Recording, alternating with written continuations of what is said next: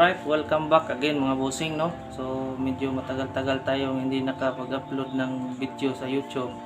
Gawa ng sobrang busy natin. So, ngayon, may gagawin tayo na box para lang to sa atin. Kasi, yung box na mid-high natin is, yung naka-design yun is para sa mga maliliit na magnet na speaker. So, ngayon, meron akong speaker dito na malaki yung magnet. Gusto ko gawa ng ibang box na yung para sa kanya, yung malaki yung magnet, kasi sinubukan ko siya pang lagyan ko ng base konti, hindi na masyado marinig yung base, kaya gagawa natin siya ng box na mid-high pa rin yung design, pero lalakihan na natin yung kanyang loob para magpo-produce din siya ng base kahit konti. So ngayon gawa tayo. So yung mga materials na gagamitin natin dito ngayon mga boss is yung mga retaso natin sa ating mga ginagawa na box, katulad nito mga boss. Yan.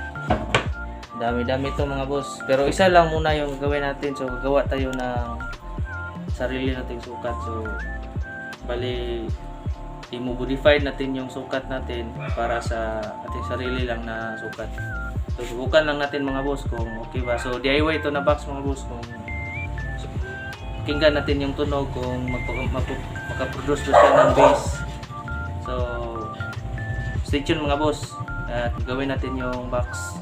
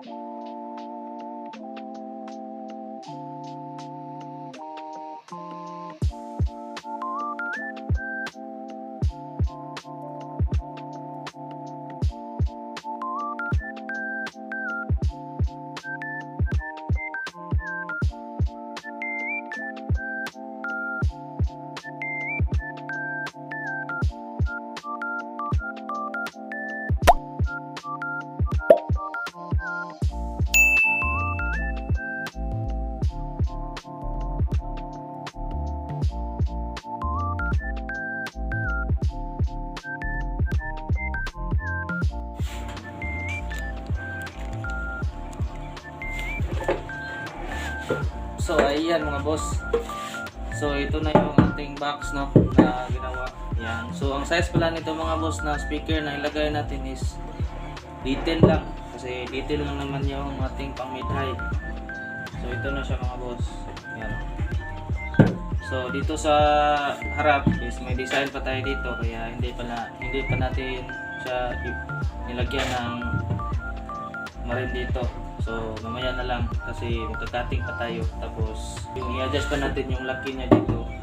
Tapos yung mga design niya dito, kasi may mga butas to kasi sa harap mga boss. Katulad nung ginawa natin nung dati, yung kulay pula. Magkapareha lang to sila mga boss, pero yung ang kaibahan lang nila is medyo mataas to konti. Yung sa kanyang likod medyo mataas to.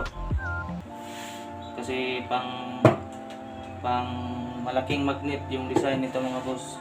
Kasi yung una is para lang yun sa mga malilit na magnet, kaya kunti na lang yung distansya na galing dito sa takip at yung sa magnet.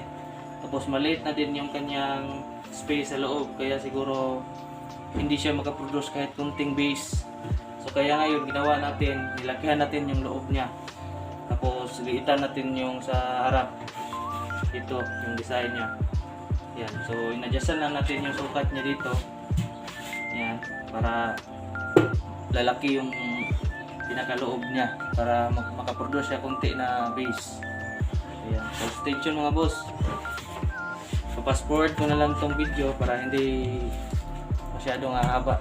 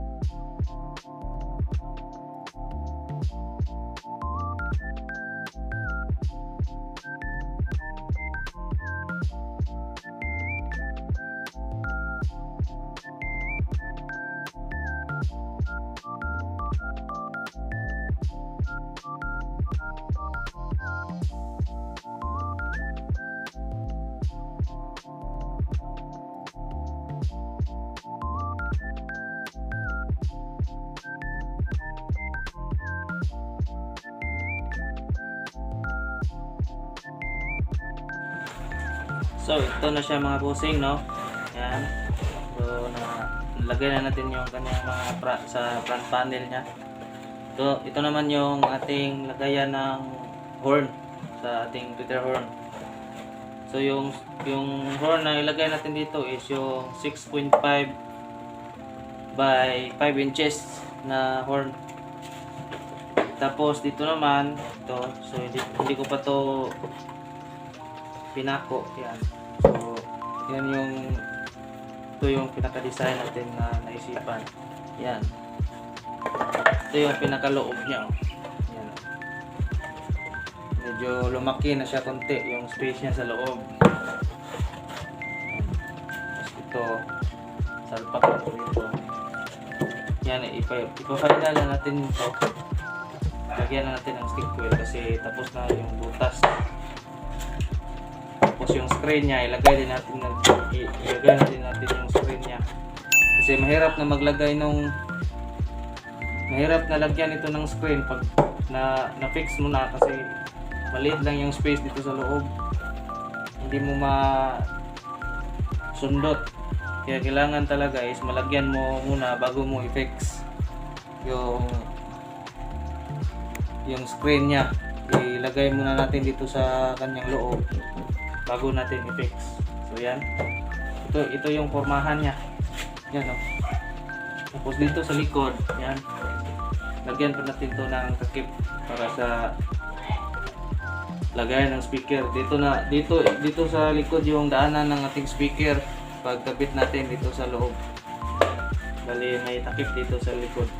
Tapos yung dalawang speak-on dito, itasan pa natin. Kasi speak-on yung gagamitin natin para maganda at matibay. Yan. Tapos gawan din natin dito ng handle. So DIY lang na handle dito para matibay din. So hindi na yung plastic. Dito din sa kabila. So lagyan din natin ito ng handle.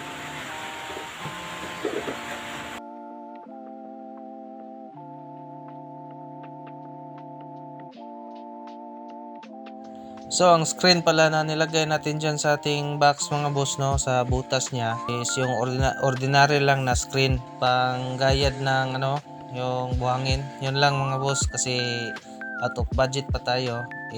Sa atin lang naman to na box, hindi naman to order. So ganyan lang yung nilagay ko, tapos pinturahan lang natin yan ng silver para medyo maganda din tingnan. Katulad pa rin nung unang ginawa natin, ganyan din yung nilagay natin. So hindi na yung screen talaga na may nabibili naman na screen yan, yung pang talaga, pang soundbox talaga na screen. Pero yan lang yung nilagay natin kasi yan lang yung makaya sa budget natin.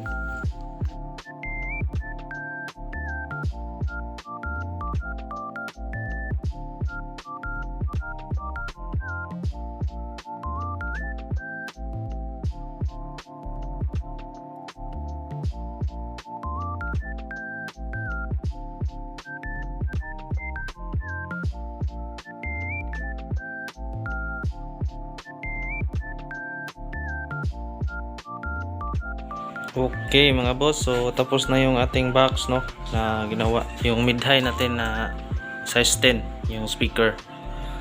Ayan. Yan na yung buong forma niya mga boss. Harap. Ayan. So kita nyo naman, nalagyan na natin ng screen. Yan yung screen. Tapos dito sa baba may screen na din yan. Tapos ganito lang yung ginawa ko sa kanyang hawakan mga boss. Yan ganyan lang yung ginawa ko para matibay. Tapos dito sa likod mga boss, ayan, meron tayong dalawang lagayan ng speak-on. So wala pa tayong speak-on. Susunod na lang yan. Tapos ito yung kanyang takip sa likod. Ayan. So ito yung pinakaloob niya. Yan mga boss. So malaki-laki na siya konti kumpara nung unang box natin na ginawa. Kasi gusto ko may base konti yung labas niya dito. Kaya inilakihan ko.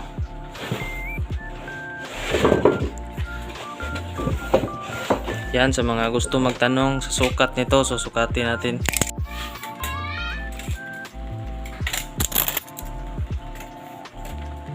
So ayan, 12 inches yung harapan niya.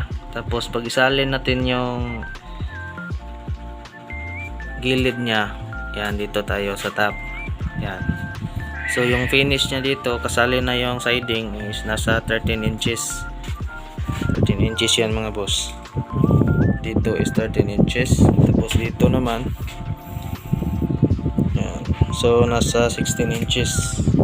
Yan, 16 inches. So yan siya mga boss. 13 na yung finish niya, 13 inches. Tapos dito naman tayo sa kanyang loob mga boss. Yan o, doon sa frame ng lagayan ng speaker. So yung finish talaga niya is nandito na sa 8.5. Ayan, yan na yung finish niya mga boss, 8.5 inches. Kasi nandito na yung kanyang, yan, yung lagayan ng takip, yung stopper, kaya naging 8.5. So kung wala yung lagayan ng takip niya, is nasa 9.5 yan mga bossing. So yung finish niya talaga dyan is naging 8.5 na lang siya, 8.5 inches. Yan. Tapos dito sa labas, itong kanyang ganito, yung ano bang tawag nito, yung labasan niya ng hangin dito is ayan o. So kasali yung kanyang harapan, nasa 10 inches na siya mga bossing. Yan, 10 inches. Tapos ito nasa 2.5 inches. Yan. Katulad din yan dito mga boss, 2.5 inches din yan. Yan o, 2.5 inches. Dito din is 10. Yan, naka 10 inches din yan. Tapos yung ating space dito sa harap, para dito sa ating ganito, yan, nasa 1.5 inches. Yan, 1.5 inches yan mga boss. Yung ating nosing yung tawag nito, yung nosing nya. Yan, yan o, 1.5. So mas maganda gumawa na lang kayo ng yung ganito plyboard na naka 1.5 na, tapos ganun nyo lang. Yan, para madali yung trabaho. Doon nyo na lang ilapat yung lapis, tsaka ganon nyo lang, pak. Madali lang yan, para magkaparehas talaga yung sukat.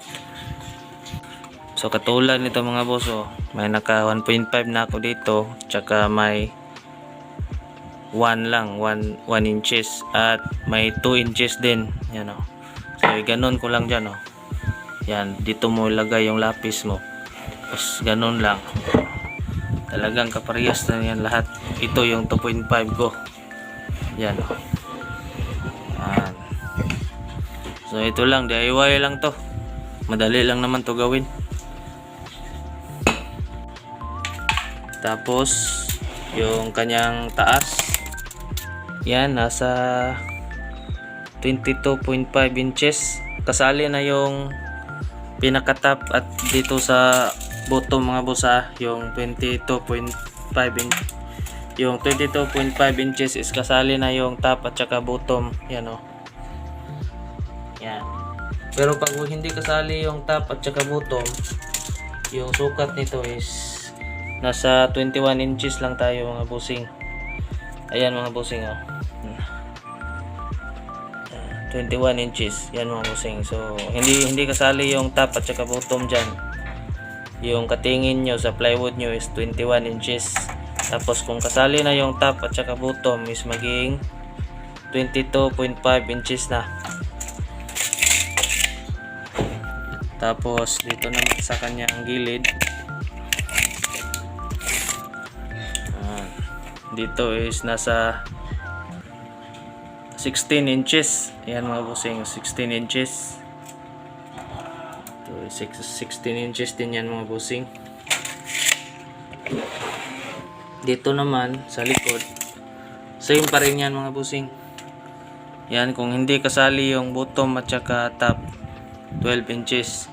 Pag kasali na yung bottom at saka top, dyan maging 13 na yan mga boss, 13 inches.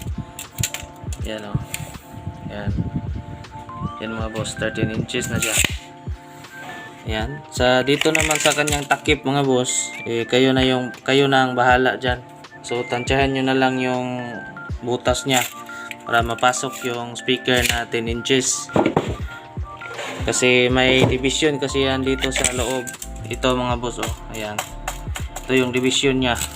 So yung division niya dito is yung sukat niya is nasa 12.5 inches mga bossing. Ayan oh. Yan.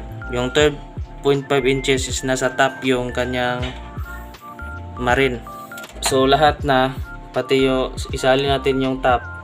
Wala man tong bottom yan oh. Isali natin yung top is nasa 13 inches yung mga bossing. Yan yung ating division sa loob para separate yung ating instrumental hindi kasali dito sa kanyang tweeter. So walang hangin na papasok dito. Kumbaga yung horn lang ang laman nito mga bossing. Tapos itong kanyang speak on is dinalawa ko kasi gagawin ko yung separate yung instrumental tsaka yung kanyang tweeter separate. Bali 2-way to mga boss pero naka-separate. Separate ng amplifier tong dalawa. So yan. So yan na yung kanyang forma mga bossing no. So balak ko sana tapusin to pero medyo langanin ako sa schedule kasi may gagawin na naman tayong box, may gagawin tayong project kaya hindi muna natin to tapusin. So sa sunod na lang to. So pintura naman lang yung kulang nito. Pintura tsaka yung masilya niya. So abangan nyo na lang yung short video nito para sa testing natin. Kasi hindi pa natin to matapos ngayon kasi may project tayo, bagong box na gagawin. Kaya hanggang dito na lang muna tayo mga bossing. Yan o. Ayan. So thank you for watching mga boss, and don't forget to like and share and paki-subscribe din sa ating YouTube channel no. So ayan. So hope nag-enjoy kayo kahit konti at may natutunan kayo kahit konti sa ating video no. Ayan. So thank you for watching mga boss.